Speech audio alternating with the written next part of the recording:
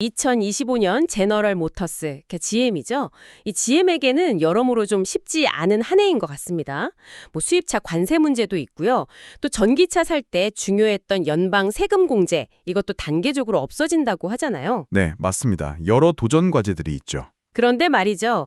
이런 복잡한 상황 속에서도 GM이 3분기 실적을 딱 내놨는데 시장 예상보다 훨씬 좋았다는 거예요. 그래서 오늘 저희가 좀 깊이 파고들 이야기는 바로 이 부분입니다. 현재 GM을 둘러싼 여러 시각들이 있는데 혹시 우리가 GM의 진짜 가치를 좀 놓치고 있는 건 아닐까? 이런 질문을 던져보는 거죠. 네, 맞아요. 요즘 GM을 좀 다시 봐야 한다, 이런 목소리가 나오는 데는 크게 한 3가지 정도 이유가 있는 것 같아요. 오늘 저희는 이 3가지 포인트들이 정말로 설득력이 있는지, GM의 현대 상황, 그리고 앞으로의 가능성까지 한번 꼼꼼히 살펴보면 좋겠습니다. 좋습니다. 그럼 그 주장들 하나씩 한번 따져보죠. 지금 시장에서 GM이 정말 매력적인 기회를 보여주는 건지 같이 한번 판단해 보시죠. 자, 첫 번째 이유부터 가볼까요? 주주에게 얼마나 가치를 돌려주느냐, 이 문제군요. 네, 첫 번째가 바로 그겁니다. 주주 가치 환원, 특히 이제 경쟁사랑 비교했을 때 얼마나 경쟁력이 있느냐 하는 거죠. 보통 GM하면 포드랑 많이 비교하잖아요. 그렇죠. 특히 포드는 배당 수익률이 높다 이런 인식이 좀 있어서 그냥 보면 포드가 주주한테 더 잘하는 것처럼 보일 수도 있는데 근데 여기서는 좀 다른 걸 봐야 한다는 거네요. GM의 자사주 매입, 이걸 꼭 봐야 한다고요? 바로 그겁니다. 그게 핵심이에요. 이걸 볼 때는 총순이율, 영어로는 토털 힐드라고 하죠. 이 개념으로 봐야 하는데요. 이게 뭐냐면 단순히 배당금 주는 것뿐만 아니라 회사가 자기 주식을 사들여서 없애잖아요. 그럼 주식수가 줄어드니까 남아있는 주식의 가치가 올라가는 효과가 있거든요. 이 효과까지 다 합쳐서 주주한테 실질적으로 얼마나 돌아가느냐, 이걸 따지는 지표입니다. 근데 GM을 보면 2023년 이후로 자사주 매입을 정말 엄청나게 했거나 하겠다고 발표했어요. 총 규모가 160억 달러에 달합니다. 160억 달러요? 와. 이걸로 실제로 발행된 주식수가 꽤 많이 줄었죠. 와, 160억 달러면 정말 어마어마한 금액인데 이게 그럼 총 수익률 계산에는 어떻게 들어가는 건가요? GM 배당 수익률만 딱 보면 한 0.9%, 그 정도예요. 별로 높아 보이지 않죠? 네, 그 정도면 평범하네요. 그런데 이 엄청난 자사주 매입 효과를 더해서 총 수익률을 계산해 보면 이게 무려 14.93%까지 올라갑니다. 14.93%요? 배당률은 1%도 안 되는데. 네, 이걸 경쟁사인 포드랑 비교하면 차이가 확 나죠.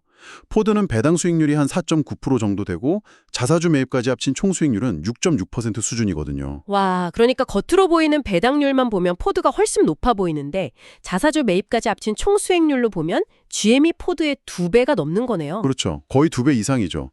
그러니까 이 분석에서는 투자자들이 어쩌면 이 부분을 좀 놓치고 있을 수 있다. GM이 사실은 엄청난 가치를 주주에게 돌려주고 있는데 말이죠. 이게 첫 번째 포인트입니다. 와, 이건 정말 흥미로운 관점인데요. 단순히 배당률만 볼 게 아니었네요.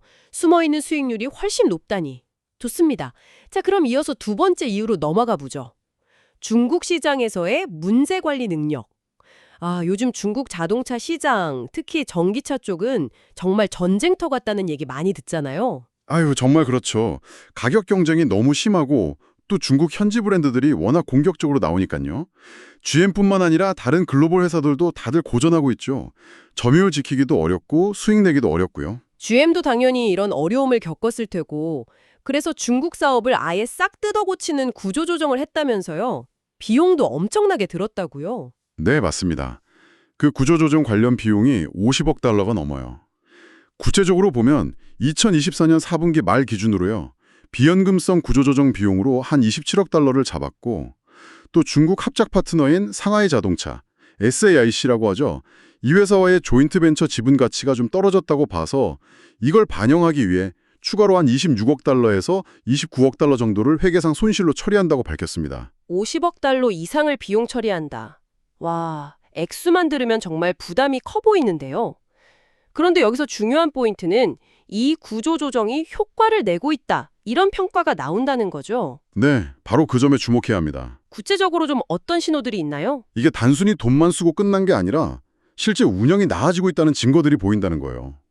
예를 들어서 GM이랑 중국 내 합작사들 있잖아요. 예를 들어 3분기 판매 실적을 보니까 작년 같은 기간보다 10%가 늘었어요. 오, 10%나요. 네, 이게 벌써 3분기 연속으로 판매량이 늘어난 겁니다. 연속으로요? 대단하네요. 그리고 더 중요한 건 수익성인데 GM이 중국에서 다시 흑자를 내기 시작했다는 거예요. 그리고 올해 전체로 봐도 또 앞으로도 계속 수익을 낼 수 있을 거라고 예상하고 있습니다. 수조 원이 넘는 구조조정 비용을 썼지만 그 결과로 판매량도 반등하고 다시 돈을 버는 구간으로 들어섰다. 과정이 쉽지는 않았겠지만 결과적으로는 어려운 상황을 잘 관리하고 있다는 증거로 볼 수 있겠네요. 맞습니다. 그리고 아까 말씀드린 그 구조조정 비용의 성격도 좀 볼 필요가 있는데요. 비현금성 비용이라는 게 중요해요. 아, 비현금성이요? 네. 이게 실제 돈이 회사 밖으로 나가는 게 아니라 뭐랄까 과거에 투자했던 거나 가지고 있던 자산 가치를 현재 시장 상황에 맞춰서 다시 평가하면서 장부상으로만 손실을 기록하는 것에 가깝거든요.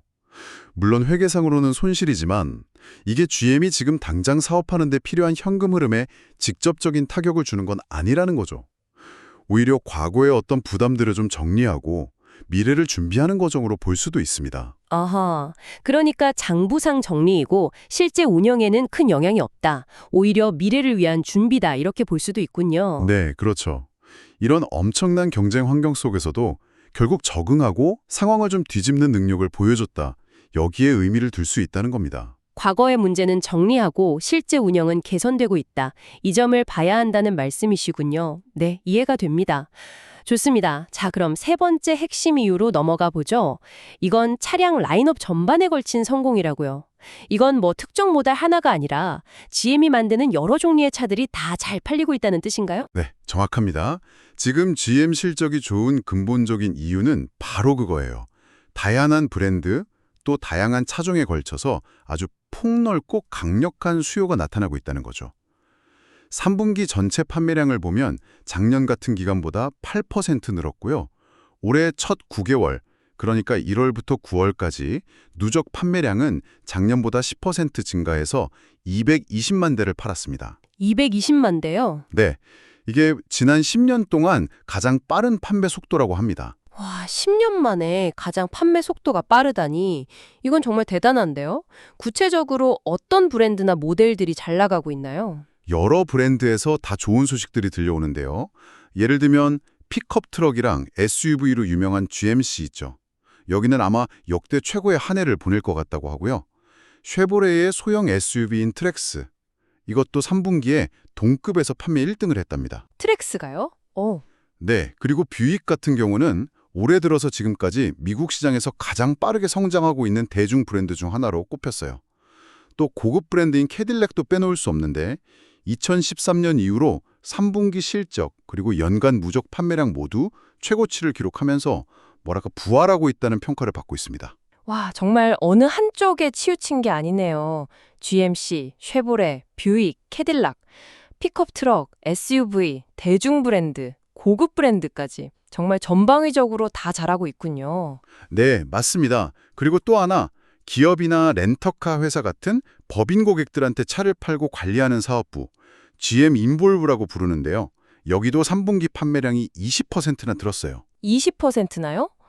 와. 네, 여기에는 그 차량 내 통신이랑 안전 서비스 제공하는 구독 서비스 온스타라고 있거든요. 이 온스타 서비스 수요가 늘어난 것도 한몫했습니다. 그러니까 결국 어떤 특정 히트 모델 하나에 의존하는 게 아니라 다양한 제품 포트폴리오 전체가 시장에 더 좋은 반응을 얻고 있다는 거. 이게 GM의 현재 큰 강점 중 하나라고 볼 수 있습니다. 이런 전반적인 판매 호조가 결국 아까 말씀하신 3분기 실적 서프라이즈, 이걸로 이어진 거군요. 네, 바로 그렇죠. GM이 3분기에 매출 486억 달러, 영업이익 31억 달러를 기록했는데 이게 시장 예상치를 훨씬 뛰어넘는 거였거든요. 그래서 이걸 바탕으로 올해 연간 실적 전망치, 가이던스라고 하죠. 이것까지 올려잡을 수 있었습니다. 이건 뭐 운이 좋아서가 아니라 말씀하신 대로 차량 라인업 전반의 탄탄한 경쟁력과 시장 수요가 만들어낸 결과라고 봐야겠죠. 좋습니다. 자, 그럼 지금까지 나온 이야기들을 한번 정리해보죠. 첫째, 배당률만 보면 평범해 보이지만 자사주 매입까지 합친 총 수익률로 보면 굉장히 높은 수준으로 주주에게 돌려주고 있다. 네, 둘째, 정말 어려웠던 중국 시장에서 큰 비용을 들인 구조조정을 통해 판매와 수익성을 다시 회복시키는 저력을 보여줬다. 그렇죠. 그리고 셋째, 특정 모델이 아니라 GM, 쉐볼레, 뷰익, 캐딜락 등 다양한 브랜드와 차종에 걸쳐서 지난 10년 중 가장 강력한 판매 흐름을 보여주고 있다. 이 세 가지를 종합해보면 현재 GM은 과거 몇 년 전과는 상당히 다른 훨씬 단단해진 회사로 변모했다 이렇게 평가할 수 있겠네요. 네, 바로 그게 이 분석의 핵심적인 결론이라고 할 수 있습니다. GM의 펀더멘털, 그러니까 기업의 어떤 기본적인 체력이나 실적이 눈에 띄게 좋아졌다는 거죠. 그런데 여기서 정말 흥미로운 포인트가 하나 나옵니다. 바로 뭐냐면 시장이 이런 변화를 아직 충분히 가격에 반영하지 않고 있을 수 있다는 점이에요. 회사는 좋아졌는데 시장의 평가는 아직 그걸 못 따라오고 있다. 어떤 근거로 그렇게 보는 걸까요? 현재 GM의 주가 수익 비율, PE 비율이라고 하죠. 이걸 보면 좀 단서를 찾을 수 있습니다. PE 비율은 현재 주가를 주당 순이익으로 나눈 값이잖아요. 기업이 버는 돈 대비 주가가 얼마나 높은지 혹은 낮은지를 보여주는 대표적인 지표인데 현재 GM의 PE 비율이 한 10배 수준에 머물러 있습니다. 이게 뭐 시장 전체 평균이나 아니면 다른 주요 자동차 회사들이랑 기교했을 때 상대적으로 좀 낮게 평가받고 있다고 볼 수 있거든요. PE가 10배 수준이면 확실히 뭐랄까 높은 가치를 인정받고 있다고 보기는 좀 어렵겠네요. 그렇죠. 그리고 이 낮은 평가는 아까 우리가 처음 이야기했던 GM의 그 대규모 자사주 매입 결정하고도 연결해서 생각해 볼 수 있어요. 기업이 자기 돈으로 자기 회사 주식을 사는 가장 큰 이유 중 하나가 뭘까요? 바로 경영진 스스로 생각하기에 지금 우리 회사 주가가 너무 싸다, 즉 저평가되어 있다고 믿기 때문이거든요. 아, 회사 스스로도 싸다고 생각해서 사는 거다. 네. 그러니까 GM이 이렇게 공격적으로 자사주를 사들이는 행동 자체가 우리 주식 지금 너무 싸요 라고 외치는 강력한 신호로 해석될 수도 있다는 거죠. 결국 시장에 아직 GM의 어떤 근본적인 체질 개선이나 탄탄한 실적을 주가에 제대로 온전히 반영하지 못하고 있을 가능성이 높다. 이런 주장인 겁니다. 기업 스스로도 저평가 상태라고 판단하고 있다는 해석이군요. 종합하면 기업의 실제 펀더멘털은 좋아졌는데 현재 시장의 가치 평가는 좀 낮게 되어 있어서 그 사이에 일종의 간극이 있을 수 있다 이런 이야기네요. 오늘 저희는 GM을 좀 새로운 시각으로 바라보는 분석을 통해서 세 가지 핵심 강점을 짚어봤습니다. 높은 총수익률을 통한 주주 환원, 어려웠던 중국 시장에서의 회복력, 그리고 아주 강력한 제품 포트폴리오, 그리고 이런 긍정적인 변화들이 현재 시장 가치 평가에는 아직 충분히 녹아들지 않았을 수 있다는 주장까지 함께 검토해봤습니다. 네, GM이라는 이 거대 기업을 둘러싼 어떤 긍정들인 변화들, 그리고 그것을 바라보는 시장의 인식 사이의 관계를 좀 다각도로 살펴본 시간이었습니다. 자, 그럼 마지막으로 여러분께 생각할 거리를 하나 던져드리면서 마무리할까 합니다. 오늘 살펴본 것처럼 GM 같은 소위 레거시 기업, 그러니까 아주 오래된 전통적인 대기업이 실제로 상당한 변화와 실적 개선을 이뤄냈다고 한번 가정해보자고요. 그랬을 때 시장 참여자들의 기존의 어떤 고정관념이나 인식이 이런 현실을 따라잡고 제대로 평가하기까지는 과연 무엇이 더 필요할까요? 그냥 시간이 지나면 자연스럽게 해결될 문제일까요? 아니면 뭐 시장의 시각을 확 바꿀 만한 또 다른 어떤 결정적인 계기, 뭐랄까 촉매제 같은 게 필요할 수도 있겠죠. 혹은 오늘 저희가 이야기 나눈 내용 말고도 현재 GM의 가치평가에 영향을 미치고 있을지 모르는 다른 중요한 변수들은 없을지 이런 고민도 해볼 수 있을 것 같아요. 예를 들면 전기차로 얼마나 빨리 전환하고 있는지, 아니면 자율주행 기술 경쟁에서는 지금 어느 정도 위치해 있는지, 뭐 노사관계는 어떤지 같은 요인들 말이죠. 오늘 다룬 이런 강점들과 더불어서 이런 잠재적인 위험 요인이나 다른 측면들을 함께 고려해 보시면 GM이라는 기업에 대해서 여러분 각자의 좀 더 균형 잡힌 시각을 갖는데 도움이 되지 않을까 싶습니다. 아주 좋은 지적입니다.